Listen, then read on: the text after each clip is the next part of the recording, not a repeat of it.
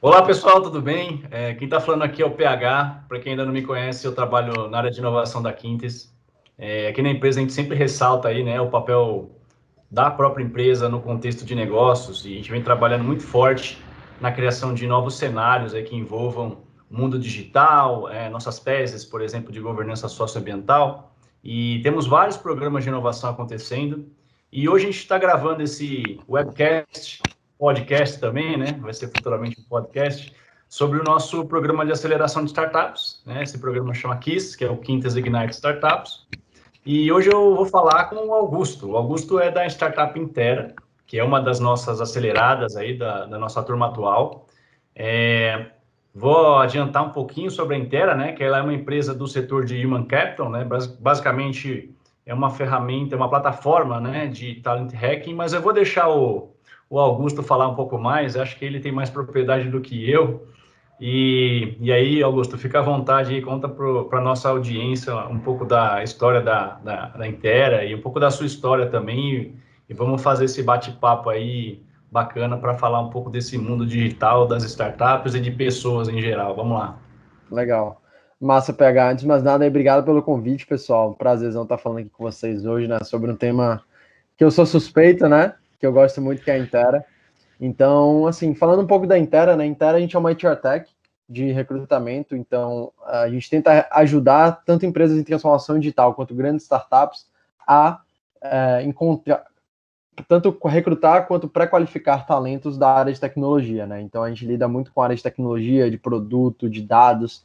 Então essas profissões que são muito difíceis, né, de encontrar bons profissionais, a Intera tem ajudado essas grandes empresas, essas grandes startups a encontrar esses talentos, né? A tanto recrutar eles quanto pré-qualificar eles para que a startup, a empresa consiga lidar ali com uma shortlist super qualificada de pessoas, né? Então a gente usa muita tecnologia nesse processo, né? Então a gente brinca que a gente hackeou o headhunting tradicional e a gente vai usando muita tecnologia, uma cultura muito pautada em dados para que a gente consiga ter mais assertividade aí nesse processo de encontrar os melhores talentos, né? Então, hoje tem 2 anos, a gente já tem quase 55 pessoas no time, então a gente vem crescendo bastante e essa pandemia acabou acelerando muito o nosso crescimento, né? Pelo fato das empresas acelerarem o processo de transformação digital delas, acabou que a gente estava super bem posicionado para ser um agente aí de colaboração desse processo que as grandes empresas estão vivendo. Maravilha. Você comentou que tem 2 anos de existência aí, mas você quer falar um pouco dos clientes da própria Intera? Alguns deles eu dei uma lida aqui no briefing, né? Mas eu vi Sim, que tem clientes grandes já, né? sim, exatamente. Hoje a gente tem um portfólio bem legal, né? Dentro de grandes startups, a gente atende a empresas como o iFood, como o Quinto Andar, Acreditas, o Pipefy, que são grandes startups, aí, o Guia Bolso, que vem de fato transformando aí diversos segmentos. E, em paralelo, a gente trabalha também com grandes empresas em transformação digital, né? Então aí a gente tem o Itaú, a gente tem o Boticário, a gente vai começar um trabalho agora com a Via Varejo, enfim, Cogna, grandes empresas aí que de fato são gigantes que estão indo para o digital e a Intera vem conseguindo ajudar eles a formar esses times aí que vão liderar essa transformação digital. Pô, legal, legal. Eu tenho acompanhado com você aí, né, dentro do nosso programa. Para mim é um prazer aí estar junto contigo nesse movimento, né? Acho que temos um papel fundamental nisso, né, de conseguir Uhum, colocar as pessoas certas nos lugares certos, no tempo certo, que hoje em dia ficou cada vez mais rápido, né? exatamente. E até puxando uma primeira pergunta aqui mais para nossa agenda aqui, para nossa pauta, a gente ainda está num momento bem frágil aqui, né, do mundo em geral, com essa questão da pandemia, né? A gente está meio que do meio para o fim dessa pandemia, se der tudo certo, Sim. mas só que ela mudou muito o nosso ambiente, nossa forma de trabalhar, né? A pergunta aqui é a seguinte: como é que você, como startup, sentiu esse impacto, né? Você até comentou que acelerou negócios, mas o teu dia a dia no trabalho, como é que foi? O que mudou? E fala um pouco mais sobre essas oportunidades para a gente, né? Como é que tem sido esse relacionamento com as empresas e clientes que vocês procuram e até eventuais fornecedores, a sua rede como um todo? Perfeito. PH, assim, é uma faca de dois gumes, né? Lá em abril, quando a gente começou a pandemia, ela começou, né? Final de março, a gente foi um susto, né? Porque a maioria dos nossos clientes, eles começaram a congelar vagas ou demitir pessoas. Então, pô, no cenário de demissão e de congelamento de vagas, uma empresa de recrutamento, ela sofre, né? Ela pode ir quase que a zero, né, em termos de faturamento. A nossa sorte é que a gente cobra um pouco diferente, né? Nosso modelo de negócio de precificação é diferente. Então, a gente já tinha algumas contas ali fixas, né, com alguns clientes, que a gente teve baixíssimos clientes que rescindiram o contrato, né? Isso deu um suporte para a gente.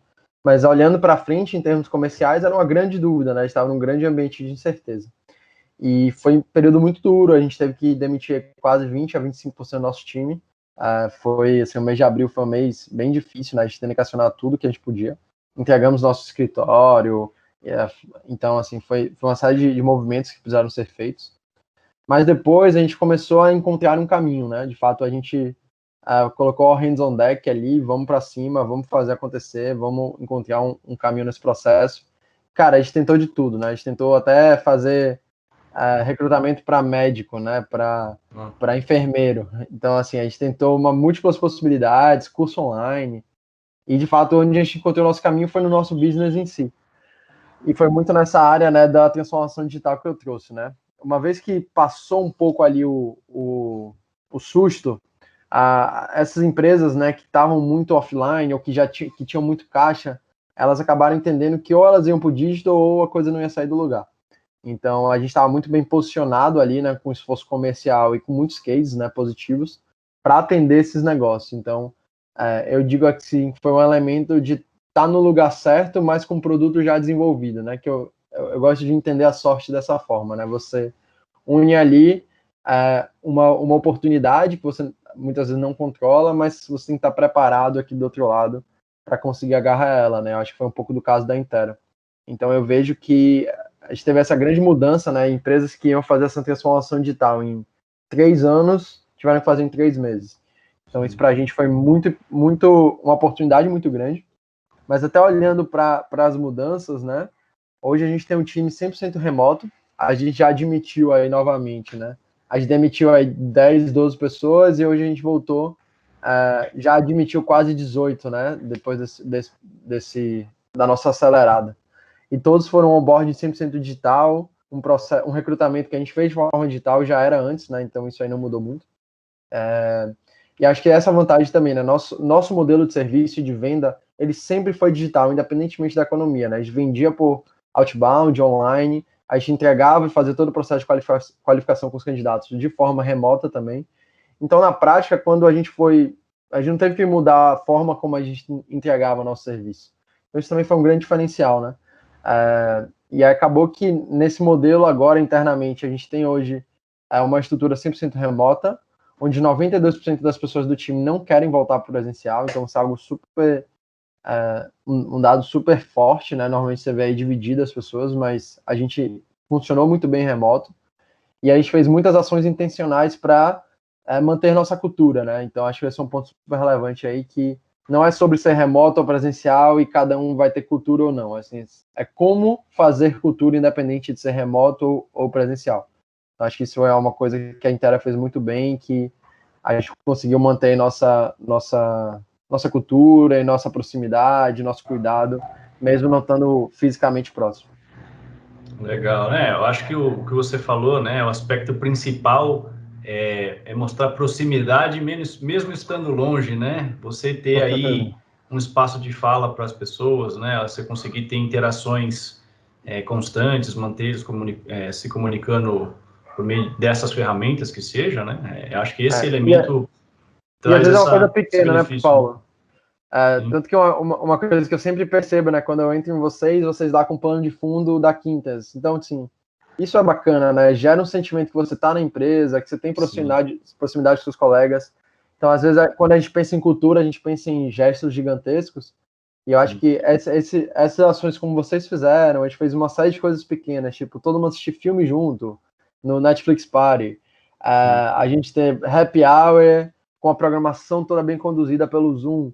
Então, essas coisas acabam que o somatório delas fazem com que a cultura se fortaleça e que as pessoas se sintam próximas mesmo estando longe. Sim. Você comentou do fundo de tela aqui, ó. Para quem está vendo o vídeo, eu estou com um fundo de tela aqui que foi um prêmio que a gente ganhou pela Quintas esse ano entre as 100 empresas mais inovadoras pela IT Media, né? IT Media é uma instituição que promove esse tipo de evento. Então, eu estou com esse fundo de tela aqui. A gente foi a empresa mais bem posicionada na área de tecnologia, né? Então, para a gente é um grande orgulho. E sim, a gente traz esses elementos culturais para a nossa realidade, por exemplo, com essa imagem, né? Isso é importante para a gente e passa realmente a nossa mensagem de comprometimento de estar próximo, seja de um cliente, de um parceiro, de um fornecedor, e fazer ele se sentir dentro da corporação, assim como a gente, né? Mas você tocou num ponto aí importante, Augusto, que é o seguinte, né? Você no teu dia a dia, dando esses exemplos de interação com a tua equipe, com as 55 pessoas, né? Você trabalha o tempo todo pensando no capital humano, né? Nas pessoas, em geral. E aí, assim, no fim da linha, você acaba fazendo aí a criação de oportunidades, tanto para as empresas, quanto para as pessoas que estão buscando profissionais, né? Aí, assim, imagina uma jornada em que você é um empreendedor que está ouvindo a gente ou que está assistindo a gente, né? Tá. Você hoje, se colocando no papel de CEO, empreendedor, você hoje encorajaria essas pessoas a tirar realmente uma ideia do papel nesse momento que a gente está vivendo? Legal. Pô, assim, eu vejo essa pergunta de várias formas, né? Hoje eu tenho muita consciência dos privilégios que eu tive nesse processo.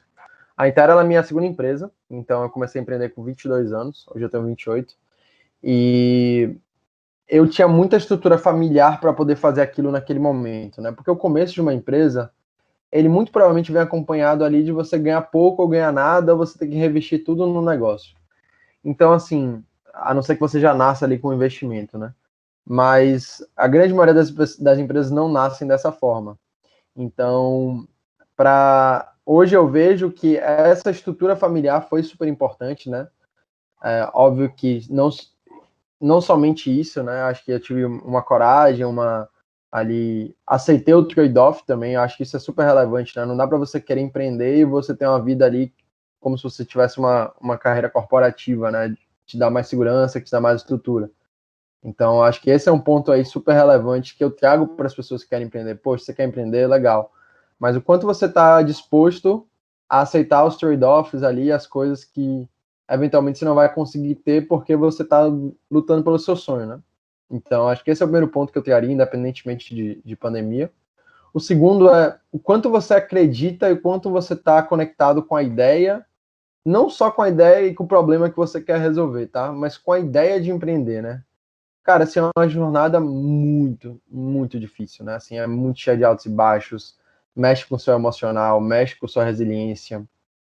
Tem vontade, tem dia que você quer desistir, tem dia que você não aguenta mais. Mas é tipo constância, sabe? Eu acho que a palavra mais importante hoje que eu digo não é nem ser inteligente, não é nem vender bem, é ser constante. Porque se você está ali todos os dias, uma hora, você acaba encontrando um caminho. E eu acho que nesse momento que a gente está, é um momento ele é muito singular, né? Porque ao mesmo tempo que você tem um mercado retraído, muitas pessoas desempregadas, ali uma dificuldade quase que global ali em termos econômicos, você tem uma série de oportunidades de mercados que podem ser disruptados, né? Você tem uma série principalmente quando você vai pensar em negócio com base tecnológica, tem uma série de possibilidades aí de educação a entregas, a qualquer coisa que é feita offline, hoje ela pode ser disruptada, né? Ela tem uma oportunidade porque o comportamento de consumo ele mudou, né? Você vê que as pessoas estão comprando cada vez mais no online. Quantas pessoas compraram pela primeira vez na vida no marketplace, né, na internet com essa pandemia? Então, assim, acho que são uma série de fatores que a gente vê aí, movimentações e nichos e subnichos que nasceram, né, do digital.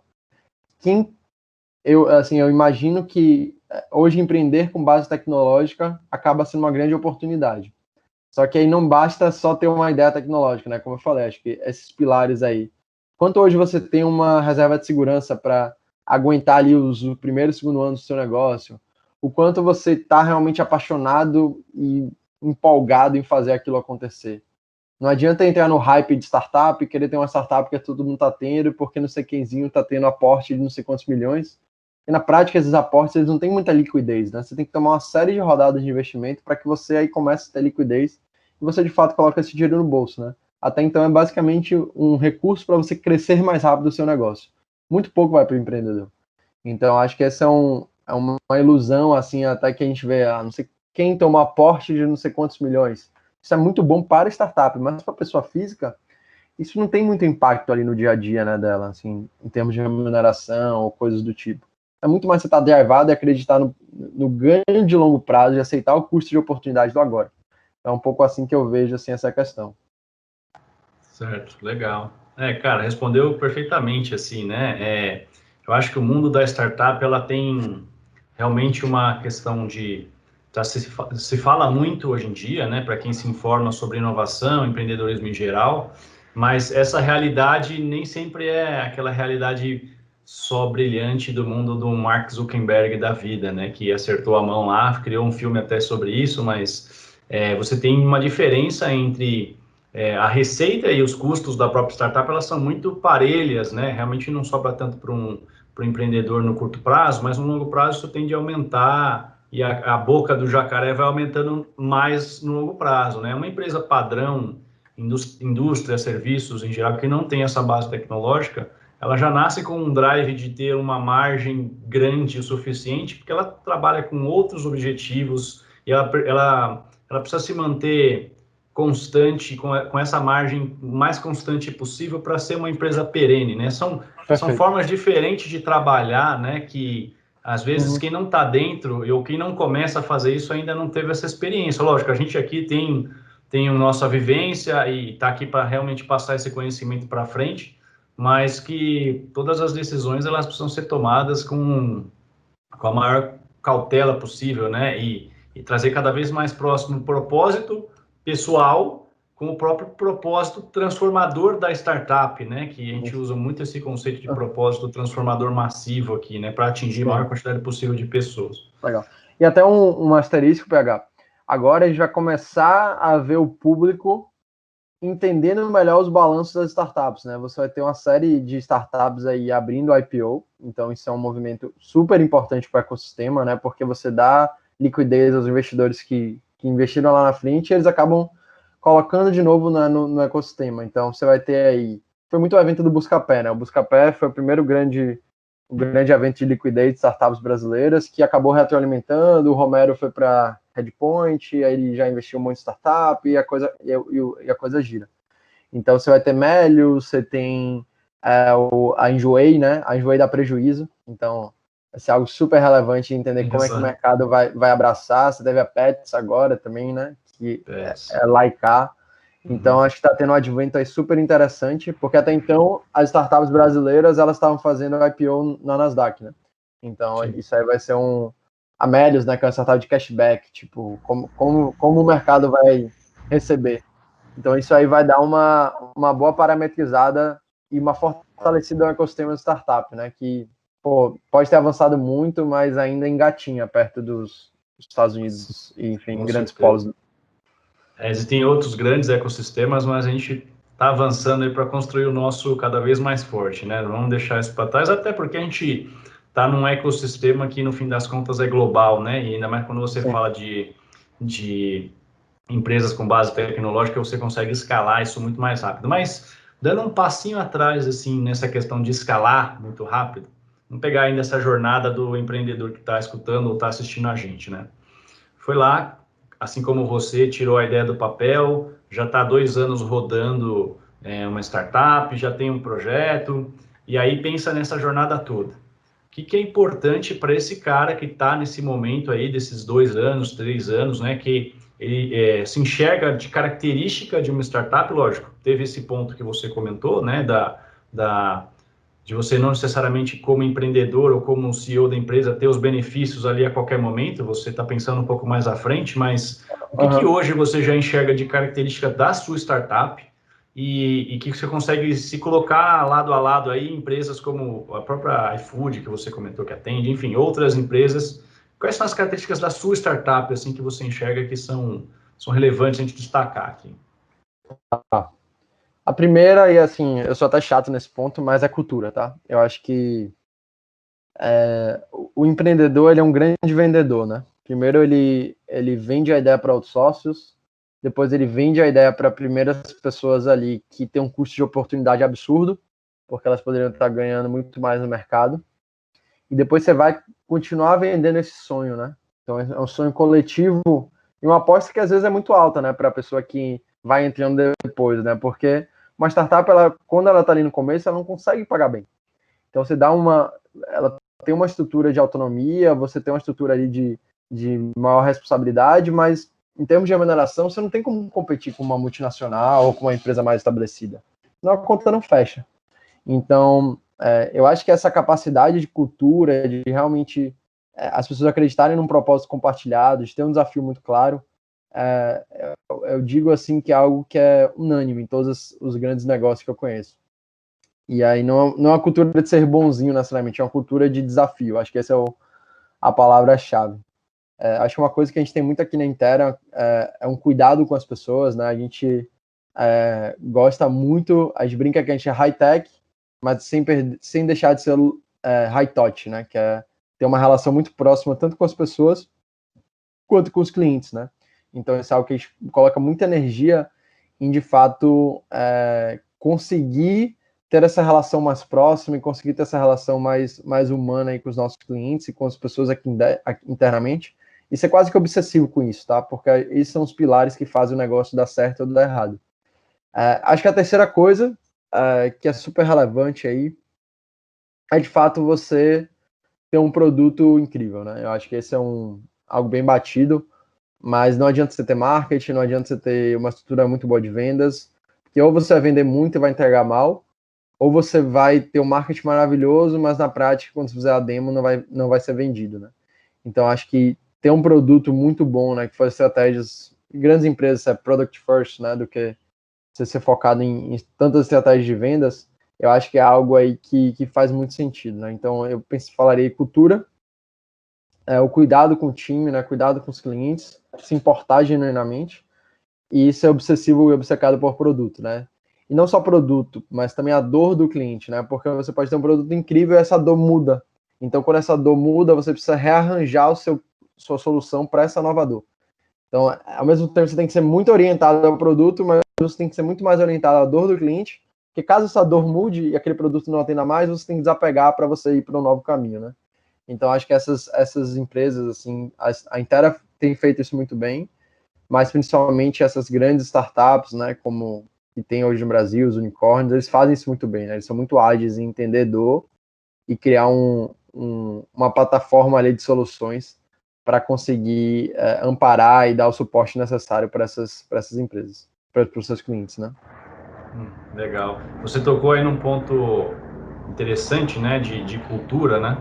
O nosso CEO, que é o Nana Bafur, ele se intitula como CEO aqui na empresa, mas ele também se intitula como Chief of Culture. Então, ele é a pessoa que promove a cultura, né? Ele é o responsável em manter essa cultura viva e ele é uma pessoa muito presente, ele tem N plataformas com que ele se comunica com a gente, seja dentro do ambiente da empresa ou para fora, para o mercado, em algumas outras plataformas. E eu sou suspeito, porque eu acompanho essas plataformas e eu escuto muito, assim, né? Eu faço uma escutativa ao que é trazido, porque imagina que ele tem inúmeros problemas a resolver, inúmeras mensagens a passar, mas que naquele momento ele está parando para fazer e passar a melhor mensagem que ele pode para a gente, né? Então, a cultura, ela acontece sim por meio desse tipo de comunicação, né? E aí você tem uma outra frase que eu gosto bastante, que é assim, né? A cultura da empresa come a estratégia no café da manhã. Essa frase ela é bem ouvida assim no mundo corporativo, mas não adianta nada realmente você ter esses melhores processos, as melhores ferramentas e a sua cultura passar por cima como uma avalanche e acabar com todo o seu planejamento, né? Mas, cara, estamos muito alinhados nesse ponto, concordo plenamente contigo. E aí a gente aqui um pouco como Quintes do outro lado, né? Assim, a gente, somando essas ideias, empresas, a gente tem uma estrutura organizacional que está tentando promover girar essa engrenagem, né, da inovação por meio de startups, por vários elementos, por vários programas de inovação, mas nesse nosso caso aqui, pelo programa do Ignite Startup. Mas você ali olhando como empreendedor para a gente, né, como nosso parceiro, na sua opinião, assim, quais são os caminhos que as pessoas ou os startups precisam seguir para ter mais oportunidades, né? Para elas irem abrindo essas oportunidades, sabe, reconhecendo o seu talento, como é que você enxerga que as empresas podem colaborar mais com isso, né? Legal. Tanto a Quintes quanto outras empresas, né? Eu acho que, assim, a primeira lição de casa vem das próprias startups, tá? Eu acho que as startups têm medo de se relacionar com as grandes corporações, né?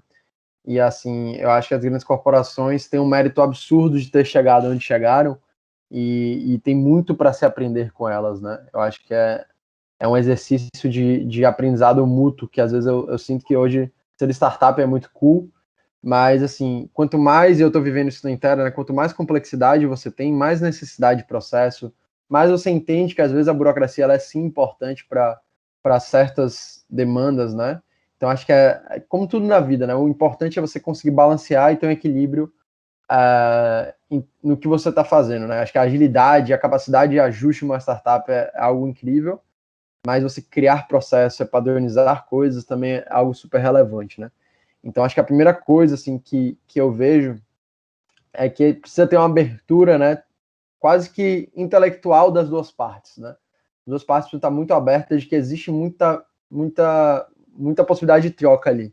E eu acho que as grandes empresas estão abrindo o olho para isso de forma muito forte, assim, né, de entender que as startups podem sim alavancar processos, seja adquirindo-as, seja criando programas de aceleração, sendo investindo em startups, mas as startups também precisam entender que dentro de uma grande empresa, às vezes ela vai ter ali, até financeiramente, contratos que ela nunca teria ali, olhando para outras pequenas empresas que na maioria das vezes ela entende, né? Ela atende. Então, acho que esse é o primeiro ponto que eu queria trazer. Olhando da empresa para a startup, né? O que eu sinto que poderia ser melhor e como poderia melhorar as relações. Eu acho que precisa ter pessoas dedicadas, né? Como vocês estão fazendo, eu acho que o case da Quintas é muito bacana, de fato, a fazer o programa dar certo, né? Fazer as iniciativas darem certo. Porque se você, Alice, tem uma agenda de um gestor, que ele tem uma série de agendas paralelas, né? De metas para bater. E ali vai fazer aquilo ali, quando sobra o tempo, acaba que a coisa não anda, né? Então, às vezes não é nem o problema da seleção ou do escopo do programa, mas da disponibilidade dos envolvidos. Eu acho que vocês têm feito bem isso, colocado pessoas intencionalmente abertas a fazer o programa acontecer. E óbvio que vão ter aprendizados, vão ter coisas para parar, né? Tenho certeza que vai evoluindo conforme cada programa de aceleração. Mas assim, eu também sinto que vocês já começaram acredito que uma curva de aprendizado bem interessante, assim, em termos de ter pessoas dedicadas a realmente fazer dar certo, né? E talvez não saber o caminho, mas ter a disponibilidade, ter o esforço orientado para isso, acaba que é algo super bacana. Então, até jogando a pergunta para você, PH, queria entender assim como vocês têm visto, né, a abertura das startups, como vocês têm, qual a avaliação de vocês em torno de quantas startups estão engajadas e o que elas poderiam fazer mais para poder ter mais resultados aí com o programa da Quintas ou em geral, né, em relacionamento com empresas B2B. Sim, pô, legal. Primeiro, antes de responder a sua pergunta, eu vou agradecer, porque, primeiro, em meu nome, porque eu estou em contato direto com vocês, sou essa pessoa que estou na empresa fazendo esse movimento, né? A gente estabeleceu aqui um modelo em que algumas pessoas ficariam como padrinhos, né, das startups, para quem não entendeu muito como funciona esse modelo, mas a gente tem padrinhos para cada startup que foi selecionada, então eu sou o padrinho aí da Intera nesse caso. Mas também fico feliz em ouvir isso como empresa, né? Como representante da Quintes da área de inovação, junto com a Carol, com o Breno, todo mundo que está trabalhando forte nesse programa, porque é o nosso primeiro programa de aceleração. A gente veio com um objetivo bacana aí de trazer esses benefícios para as startups. E a gente sabe dos nossos desafios e do momento que o mundo está e que a empresa está, a própria Quintas, ela está num movimento bem rápido aí, né? Ela é uma marca nova, mas ela é uma startup de 3.500 funcionários quase. Ela também tem os seus aprendizados, mas é bom ouvir isso de você, porque isso nos dá indicações que a gente está no caminho certo, né? Agora, falando sobre a sua pergunta, O que a gente tem enxergado aí nesses quase 2 meses, né, do nosso primeiro programa de aceleração?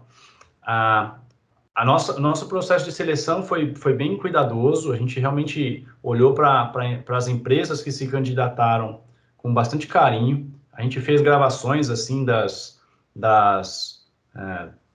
propostas das startups, né, dos pitches, e a gente disponibilizou isso internamente para a nossa diretoria, para o grupo de vice-presidentes, para o nosso CEO. A gente fez agendas específicas para mostrar isso, permitiu que eles votassem e ajudassem a gente na seleção para que, no momento que esse processo entrasse em place mesmo, né, fosse executado, a gente tivesse uma estrutura de governança que sustentasse tudo isso, para que fizesse sentido para ambos os lados, né? Tanto para a Quintes quanto para a startup. Eu, particularmente, contigo, eu estou tranquilo, estou enxergando que está andando muito bem. Já tivemos aí várias reuniões em 3 semanas, aqui foram umas 4 ou 5, e acho que essa troca também de mensagens e tudo. Como programa, sim, tem todo momento tem aprendizados. Eu acho que tem muito um elemento que cada startup, às vezes, por estar em um segmento diferente ou estar em um momento diferente de tamanho e complexidade, elas trabalham de maneiras distintas. Vamos pegar algum exemplo do programa também que a gente está passando, né? A gente tem uma startup da área de governo, área governamental. O relacionamento com a área governamental é um pouco mais peculiar. Ela não é tão simples como no mundo o B2B padrão, com uma corporação, com uma empresa, sei lá, uma Big Corp qualquer.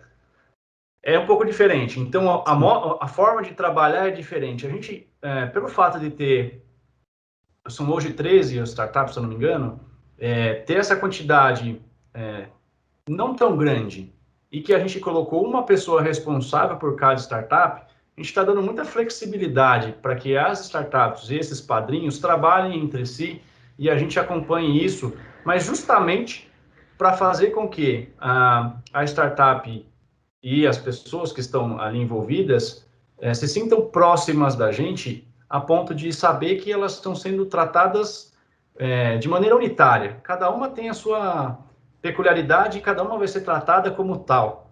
Então, individualmente, isso é mais importante do que uma análise geral, entendeu? Acho que essa é a nossa mensagem. Se vocês entrarem, qualquer startup que entrar no nosso programa no futuro ou que está aqui agora, o que a gente consegue garantir? Que a gente vai tentar dar a maior atenção possível e vai direcionar as ações da melhor maneira possível, a depender da nossa categoria no programa e também do seu momento como empresa. Então, eu acho que isso depende muito de como o programa está sendo oferecido. No meu caso, contigo, como eu falei, está bacana, está andando bem. Para o programa, de uma forma geral, a gente tem percebido que tem oportunidades, mas que as pessoas estão gostando. Há uma movimentação interna que a gente vem se falando, a gente tem grupos ali de mensagens, enfim, a gente vai percebendo que isso está gerando engajamento, a gente vai ter indicadores no futuro para poder avaliar isso de maneira formal, mas acho que a mensagem para a startup, né, agora falando para fechar um pouco o raciocínio, é assim, olha, você entrou num programa de uma empresa bacana, empresa grande e que está com uma proposta legal, seja a Quintes, seja algum outro programa de aceleração de outras grandes empresas. Se dedique, porque se a pessoa ou a empresa selecionou vocês, é porque eles realmente têm uma oportunidade, né? São oportunidades que ambos os lados vão ganhar, e a soma das partes é sempre aquele 1 mais 1, nunca é igual a 2 somente, né? Sim. Ela é muito mais que 2. Então, não pensando só nos dois lados, mas na consequência de tudo isso, os resultados tendem a ser bons. Então, a dedicação de um lado tem que ser a mesma para o outro lado. Então, acho que é um pouco essa mensagem, né? Legal. Não, acho super legal aí. Bate-papo, acho super fluiu, né, PH? Deu para a gente falar bastante coisa. Com certeza. Eu acho que assim, a gente tem um tempo limitado aqui para produzir o nosso conteúdo, mas até já puxando para o encerramento, Augusto, queria primeiro agradecer em nome aí da área de inovação, em nome da Quintes, em meu nome aí, como seu padrinho, pelo seu tempo. Para a gente é um prazer, né? Vocês ajudam a gente a fortalecer um pouco a nossa marca e a gente tenta fazer o mesmo aí para vocês, de cada vez dar mais visibilidade, dar voz, que hoje em dia é cada vez mais importante, né? A gente ouvir e também conseguir trocar, né? Então, queria deixar um tempo para a sua mensagem final aí e a gente já partir para o encerramento. Fechado. Não, eu agradeço também a Quintes, a você, Paulo, pelo convite, a todo o time de inovação. Para mim é um prazer estar compartilhando, assim, do lado de cá, para a gente tem sido uma experiência super bacana, né? Eu acho que tem muita coisa boa para a gente fazer ainda para frente, aí, olhando para próximos passos, né? Desafios aí que, tanto para vocês quanto para os clientes de vocês. Então, estou empolgado, animado e agradeço ao convite aí, compartilhar um pouquinho, foi uma conversa bem bacana e estou à disposição para o que vocês precisarem, beleza?